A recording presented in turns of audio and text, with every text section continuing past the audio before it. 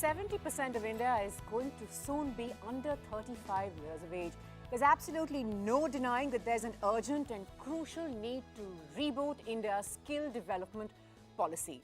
There seems to be political will on it. Private players are stepping up to the challenge as well.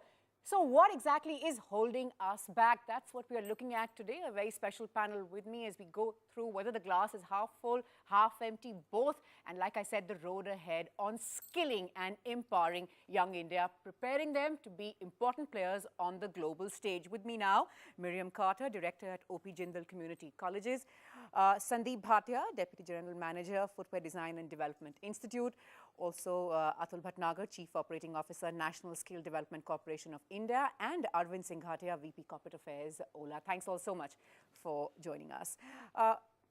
Ma'am, if I could start by asking you, in your experiences, we're always told that the problem, one of the key problems holding, greater adoption of vocational training in India is the fact that the young really don't think it's cool enough. It's not aspirational yet. How can we change that? And is that a fair assessment? For anything to be aspirational, one has to have information and know what is available, what the career pathways are for whatever is available, and when we're talking about skilling and vocational education. And so it's just unfair to say, well, the young people think it's not cool. They don't know. Right. And so we as skills development agencies and providers have an obligation to educate not only the youth, but their parents, but the villages and the villages and all in the country. What vocational skills are all about. What are the training requirements? How can I leverage what I'm learning here to sort of improve my condition, to sort of get to where I want to be? Exactly. Mr. Bhatia, you were telling me earlier that actually you were seeing a bit of a shift. You are now seeing people who are perhaps more open to this. Yeah. Here I like to quote that maybe the movies like Three Idiots has opened up new doors for everyone, because it is quite understanding now that everybody can't be an engineer or a doctor. So the focus is changing. As I come from an institute where we are offering professional programs in the field of footwear, retail and leather goods. I understand down the line, 10 years back maybe, it was very difficult to really aspire students for footwear technology. Right. But right now, the candidates are coming to us because they understand that there is a growth in this particular sector. When there was a time of recession, even the people who were working in IT on a bigger level, on a maybe higher scales, they were also feeling that they are left out. But in the sectors which are very, very on a growth, really on a growth like lifestyle sector in India, so the students are also aspiring for it. Right. So they wish to join the programs into these particular areas. Right. You know, Arvind, for the longest time, that has been the problem, that what is the value? When Miriam talks about we don't have information, people don't know how they can leverage this more. They don't know what the value attached is. And there's also a societal perception that this is not what we want to do. Someone like yourself, empowering people to sort of take charge of their lives, training them to drive cabs, to learn to drive cars, and women also. Is there a real change on the ground? And what is the demand supply looking like at the moment? So you raise a very valid point here that, this social perception of a driver.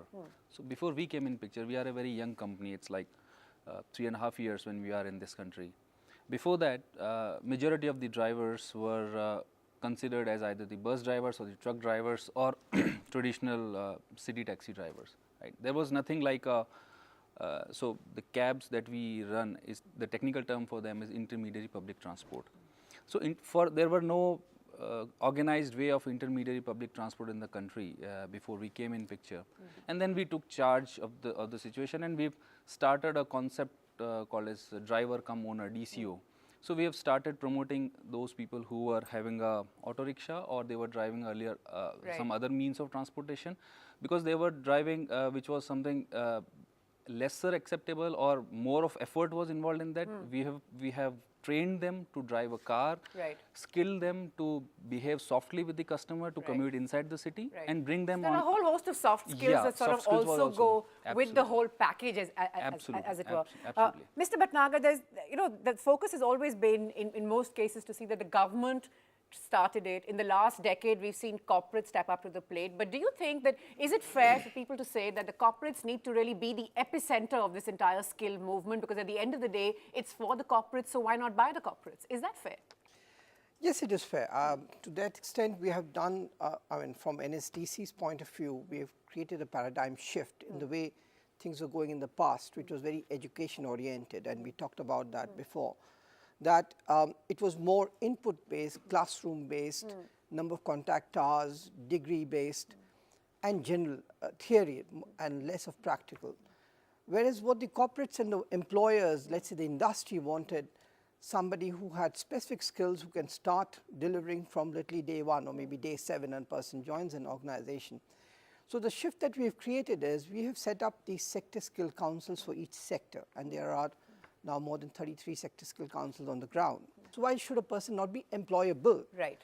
May not get employed, but employable. That Right. employability skills is what we are trying to now. And that's an important point, because we keep looking at those dismal figures that are thrown at us, that 47% of India's graduates, for instance, are not employable for a whole host of reasons, that, that there's no real value attached, be it lack of practical knowledge, be it lack of English, so on and so forth, a whole host of reasons. Do you believe that we're also focusing, Miriam, on quality as seriously as we try and achieve this target, which many are questioning, of 500 million skilled Indians by 2022? Do you believe that quality needs to be in focus? Is it really in focus? It is in focus. And as my colleague mentioned, the sector skill councils will drive that quality. And so at OP Jindal Community College, our focus is on the entire skilling value chain, if you will, Right. from creating awareness Right. to training quality-wise, involving employers and contractors and getting them placed If I just may in ask real you jobs. very quickly, what is the biggest challenge that you face? The one biggest challenge that you face? The one biggest challenge that we face is the end result. We put people through training programs, yes, who are skilled and certified with a Sector Skill Council certification.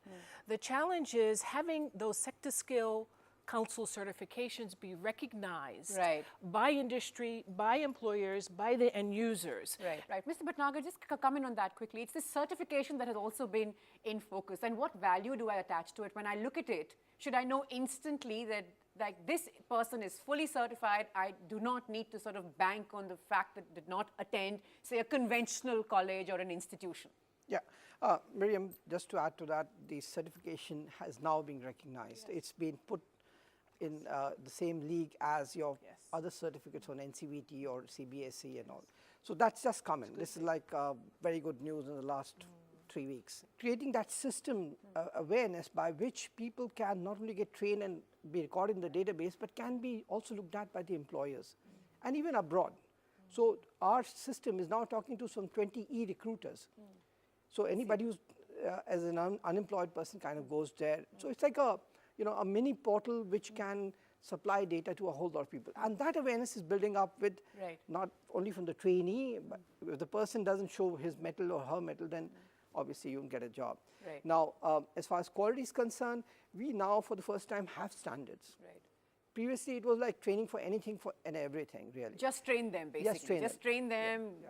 Now we're talking Try of and job start roles. them Now off, we're talking of job roles, Right. very specific job roles. Right. And what does a job role require? Yes. We need to sort of structure what we have to offer to suit a whole variety of needs and To all, be and very all of frank, that. everybody cannot be a manager. Of You course. need people on shop floor level also Absolutely. in each and every area. Right. And which is what I think, the point that you were making, Arvind, also, that we need respectability. You talked about focusing on women drivers, getting them out there, empowering them. But then again, the question on quality is back in focus. How can one really assure that, say, perhaps in your line of work? So recently we have tied up with Automobile Skill Development Council, ASDC, and few NGOs who will do the sourcing for us, for the women drivers, right? So as an entrepreneur and as an corporate, I'll be able to provide them the final employment, as well as I can bring them on my platform so that they can earn a respectable earning for themselves. But for the training quality and for the for bringing and convincing the women to come on board on our platform, the role of ASDC as well as the role of NGOs who are working in that domain has become all the more very important. Right. And as what Mr. Bhatnagar has said, assessment plays a very crucial role, because if the assessments are appropriate, obviously we'll be getting good quality drivers for our platform. Our role has become more important because then we have created our own systems of rating the drivers by the customers, and that will also filter out, the people who are on our platform. So, but the good part over here is now there is an option available. So, Miriam, if I could get you on that. There are a number of different schemes, government schemes that fund skill development and quality skill development. And that's our focus. That's our challenge also. There's another big challenge I think all of my colleagues would agree to, and that is finding quality instructors. Right. We've got a lot of change in the skill development ecosystem, and we've got individuals who have been trained in the old way. The input method and not the output method. So there's an unlearning that needs to be done here. And in fact, exactly. good quality teachers and good quality teaching, of course, that's even conventional education in India sort of has We've been involved grappling in with the that. same grappling with the same changes. We're slipping into a quick break, back with lots more as we take a look at skilling India and the road ahead. Back right after this.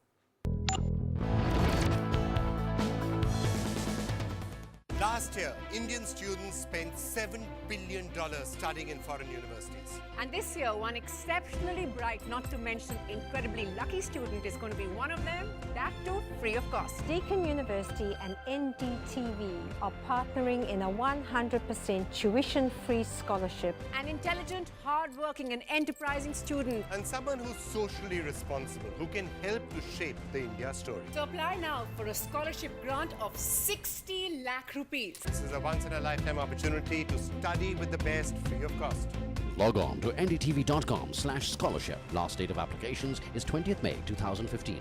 Because India's brightest minds deserve the finest opportunities.